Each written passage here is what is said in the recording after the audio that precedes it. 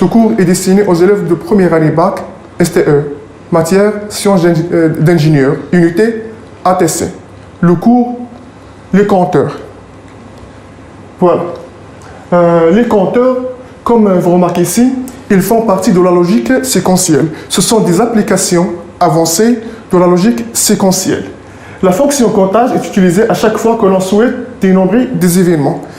Un exemple, dans un parking, on désire calculer le nombre de véhicules qui stationnent. Véhicule numéro 1, 2, 3, ainsi de suite. C'est une fonction de comptage. Un autre exemple, dans un établissement public, lorsqu'on désire compter, par exemple, les clients qui bénéficient du service, on va utiliser les compteurs, ainsi de suite.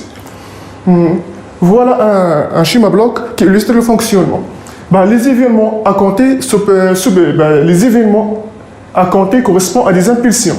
À l'entrée, ce sont des impulsions logiques, tandis que la valeur de sortie se présente sous forme de mot binaire. La fonction comptage est donc en toute logique associée à des structures séquentielles. Commençons. Par exemple, commençons par 0, 1. Pour qu'on avance vers 2, on se base sur la valeur précédente. 1, la valeur suivante, 2, la valeur suivante, 3. C'est pour ça qu'on a dit que la fonction comptage est donc en toute logique associée à la structure séquentielle. Les compteurs, ils sont classifiés selon certaines caractéristiques. Parmi ces caractéristiques, le sens de comptage. Soit un compteur, c'est-à-dire il compte de 1, 2, 3, 5, ainsi de suite. On dit que ce montage-là est un compteur. Ou bien, du compteur. Il commence par exemple de 10, 9, ainsi de suite. Pour les compteurs, c'est une évolution croissante et le cas des compteurs, c'est une évolution, mais cette fois-ci décroissante. Très bien. Les compteurs, ils sont aussi classifiés selon le type de basculement. Comment ça? Les compteurs asynchrones. Dans le cas d'un compteur asynchrone, les impulsions à compter ne sont appliquées que sur l'entrée horloge de la première bascule. Dans la sortie, commande la suivante, ainsi de suite. Voilà un schéma qui illustre le fonctionnement des compteurs asynchrones. Les impulsions à compter ne sont appliquées que sur l'entrée horloge de la première bascule seulement. Et la sortie de cette bascule commande la suivante, ainsi de suite. Par contre, dans le cas des compteurs synchrones, voilà, toutes les bascules possèdent une horloge commune. On remarque que toutes les bascules sont commandées par le même signal d'horloge. Elles sont commandées en parallèle. Par contre, dans le cas du compteur asynchrone, sont commandées en cascade. L'impulsion d'entrée, cette bascule commande la suivante, ainsi de suite. Et la troisième caractéristique par laquelle les compteurs sont classifiés, c'est le mode de comptage. On dit un compteur qui compte un cycle complet et cycle incomplet. On verra par la suite en détail qu'est-ce que ça veut dire cycle complet et cycle incomplet. Après avoir vu les différentes caractéristiques par lesquelles on classifie les compteurs, on passe aux premiers exemples. Un compteur asynchrone. Asynchrone, pourquoi? Parce que l'événement à compter n'est appliqué, ou bien l'impulsion à compter n'est appliquée que sur l'entrée horloge de la première bascule. Application 1, compteur modulo n. On appelle module d'un compteur, c'est le nombre d'états qu'un compteur peut compter. Par exemple, compteur modulo 4, c'est-à-dire ce compteur, il peut compter 4 combinaisons, de 0 jusqu'à 3. Lorsqu'on dit un compteur modulo 8, c'est-à-dire il compte 8 combinaisons, de 0 jusqu'à 7, ainsi de suite. Un compteur à cycle Un compteur asynchrone modulo 2 à la puissance n, c'est un diviseur en même temps, c'est un diviseur de fréquence par 2 à la puissance n. Cycle complet. Qu'est-ce que ça veut dire cycle complet?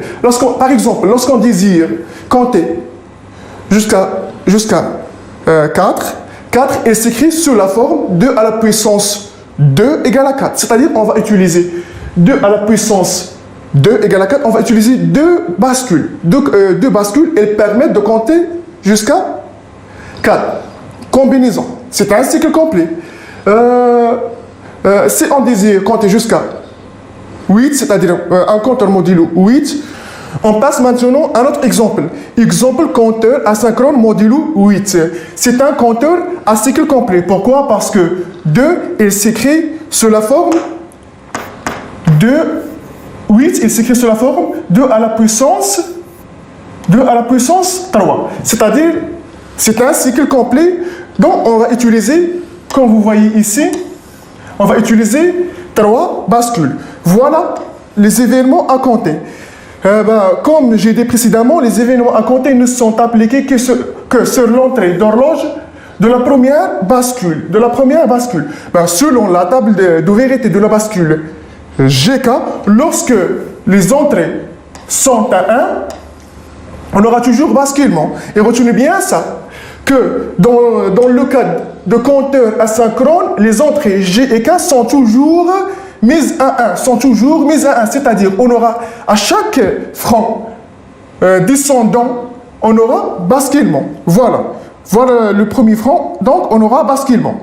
Deuxième franc, basculement, ainsi de suite. À chaque franc, on aura basculement.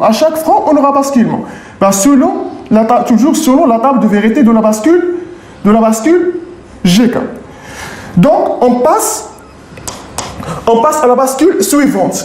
Bien sûr que la sortie, comme vous voyez ici, la sortie de la bascule Q0 va servir de commande de cette bascule.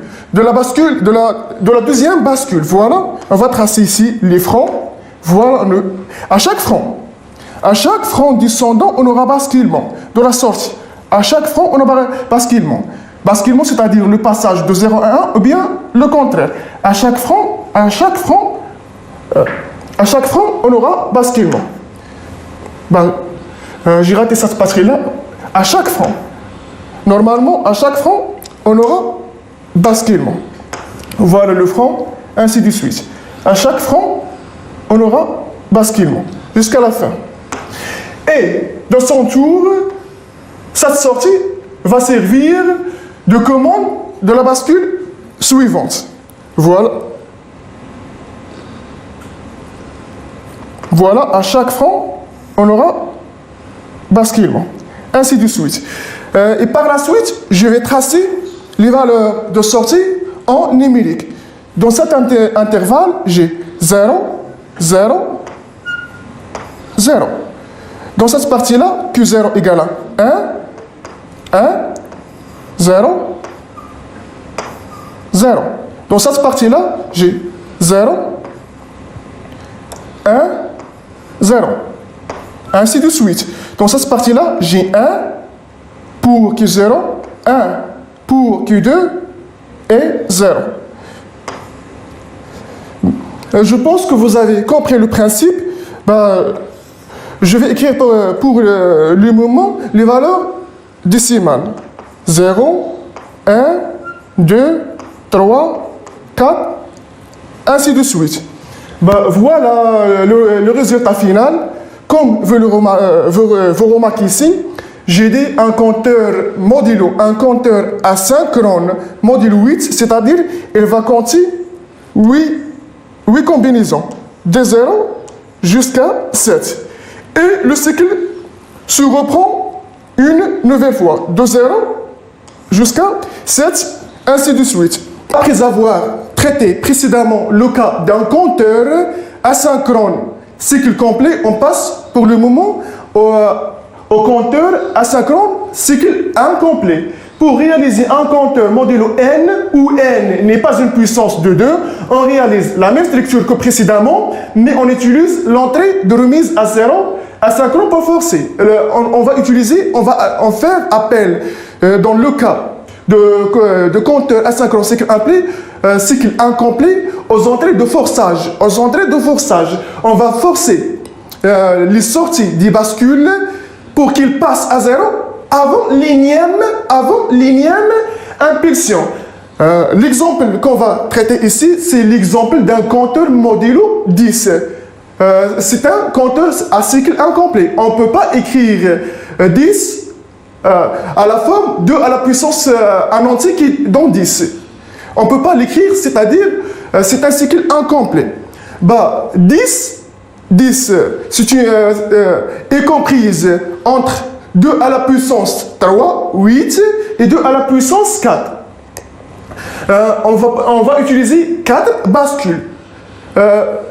On ne peut pas utiliser 3 bascules parce que 3 bascules, elles ne permettent de compter que jusqu'à 8, mais on désire dépasser 8.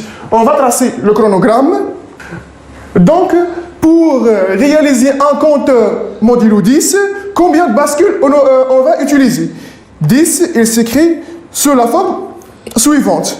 10, il est comprise entre 2 à la puissance 3 et 2 à la puissance 4.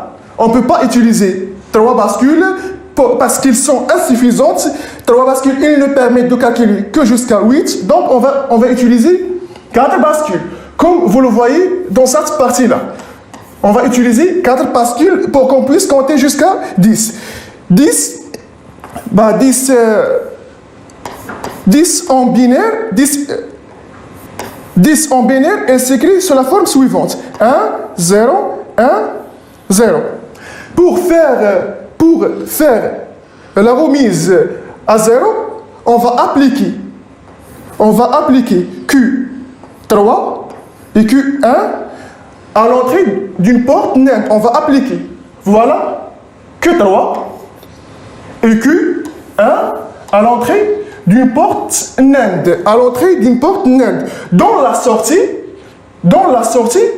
va commander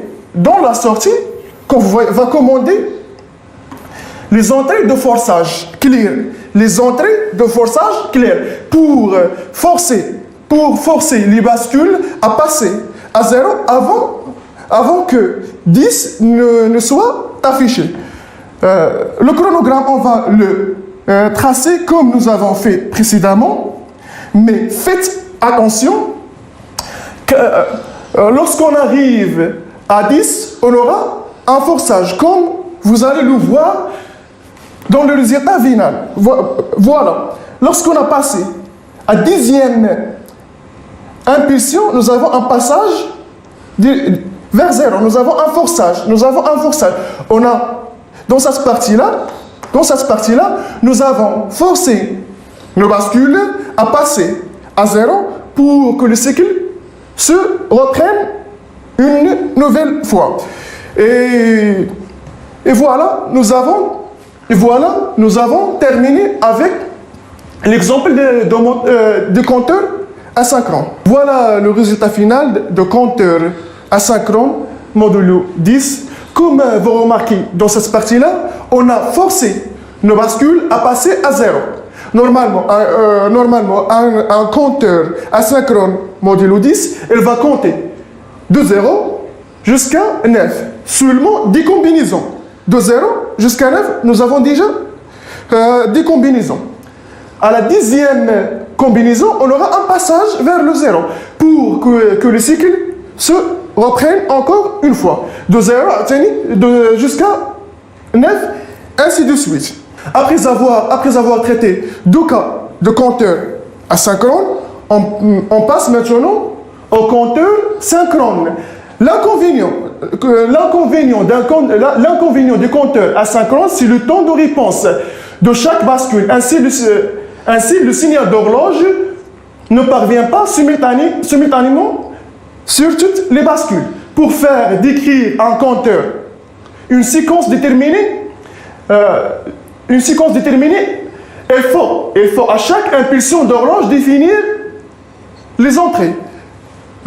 Comme vous remarquez ici, dans le cas de compteur synchrone, les impulsions à compter sont appliquées d'une manière parallèles sur toutes les bascules utilisées. Mais la difficulté qu'il se présente ici, c'est à chaque fois, on doit déterminer les valeurs des entrées G et K. Si on utilise les bascules, bien évidemment, les bascules G et K.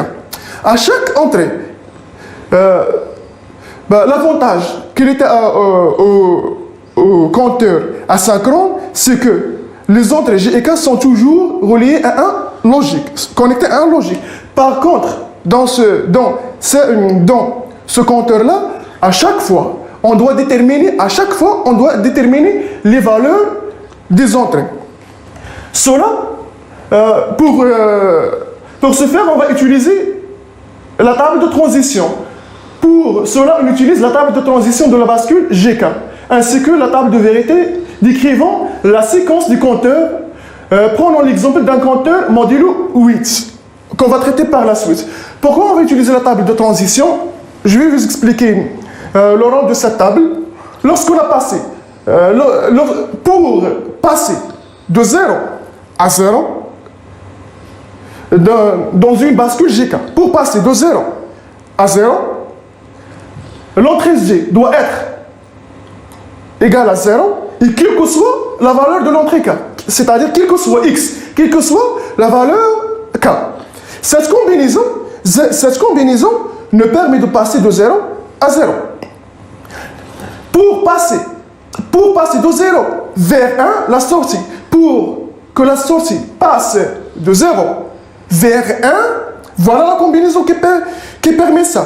G doit égal à 1 et quelle que soit la valeur de K. Quelle que soit la valeur de K. Cette combinaison nous permet de passer de 0 à 1. Et pour passer, toujours avec pour que la sortie passe de 1 à la valeur suivante 0. De 1 à la valeur suivante 0. Quelle que soit la valeur de G, quelle que soit la valeur de G, mais forcément que K doit égal à 1. La dernière combinaison, pour passer de 1 à 1, c'est-à-dire rester à 1, quelle que soit la valeur de G, et obligatoirement que K doit être égal à 0. Retenez bien ce tableau-là. On passe maintenant à une application. Exemple, compteur synchrone modulo 6. 6 est comprise entre 2 à la puissance 2 et 2 à la puissance 3. On ne va pas utiliser deux bascules, ils sont insuffisants, donc on va utiliser 3 bascules. Et comme j'ai dit précédemment, à chaque transition, par exemple, de 1 vers 2, de 2 vers 3, de 3 vers... À chaque passation, on doit définir les valeurs d'entrée selon cette table de transition. Et on va remplir maintenant la table de vérité. Voilà, à l'instant T, nous avons 0, on va passer vers 0, 0, 1. À l'instant T plus 1. À l'instant T, nous avons 1, on va passer vers 2 en binaire. Vers 2 en binaire. Si vous avez bien fait la remarque, de 2, on va passer vers 3. De 2, on va passer vers 3. 0, 1. Ainsi de suite. À chaque fois, on passe vers le nombre suivant. De 3, on va passer vers 4. De 4, on va passer vers 5. Ainsi de suite. De 5, le passage vers 0. Voilà le tableau bien tracé. Cette fois-ci, qu'est-ce qu'on va faire? On va définir les valeurs d'entrée. Retenez bien ça. Pour qu'on puisse, on va commencer par l'entrée. On va commencer par l'entrée G2K2. Le passage, voilà. Dans cette partie-là, nous avons passé de 0 à 0. nous avons passé de 0 à 0, c'est-à-dire G0, quel que soit K. La deuxième combinaison, le passage s'est fait de 0 à 0, toujours 0x. Le passage de 0 à 0, toujours 0x. Le passage de 0 à 1. Le passage de 0 à 1, 0. Le passage de 1 à 1, le passage de 1 à 1, x, 0, ainsi de suite. Je vais passer à la bascule suivante. La bascule suivante, on a passé de 0 à 0, 0x, le passage de 0 à 0, 0x, le passage de 0 à 1, le passage de 0 à 1, le passage de 0 à 1, 1x, 1x, et le passage de 1, le passage de 1 à 1, le passage de 1 à 1, x, 0. X, 0. Et de même pour le reste. Voilà le résultat final de notre table de vérité. On va passer maintenant aux équations logiques des entrées. On va dresser les tables de Carnot. Les tables de Carnot, elles nous permettent de donner une équation simplifiée. Voilà la table de Carnot d'entrée G2, K2, G1, K1, ainsi de suite. À partir de ces tableaux, on va tirer les équations logiques suivantes. Qu'est-ce qu'on va faire pour le moment? On va traduire ces équations logiques en circuit électronique qui va générer le fonctionnement désiré. Et voilà le circuit final qui illustre le fonctionnement désiré.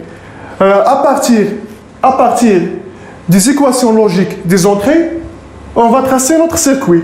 Par exemple, selon l'équation logique de la table de vérité qu'on a tirée à partir de la table de vérité, que 0 est égal à 1, K 0 est égal à 1. Voilà, ils sont les deux reliés à un logique. Par exemple, K2 relié à K0, voilà. En bleu, K2 est relié à Q0. Un autre exemple, G2 est commandé par Q0 et c'est une fonction logique. On va utiliser porte AND. Q0 et Q1. Voilà. G2 est commandé par Q0. Voilà. Q0 et logique 1. Ainsi de suite. On passe maintenant à une simulation. Nous avons simulé ce fonctionnement à l'aide de logiciels de simulation ISIS pour vérifier notre résultat. Et voilà le circuit, la simulation de notre circuit, les deux portes NAND que j'ai utilisées. Et voilà l'entrée d'horloge. Comme vous remarquez ici, ce compteur compte 6 combinaisons.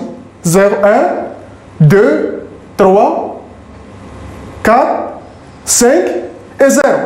Le cycle va se reprendre, ainsi de suite.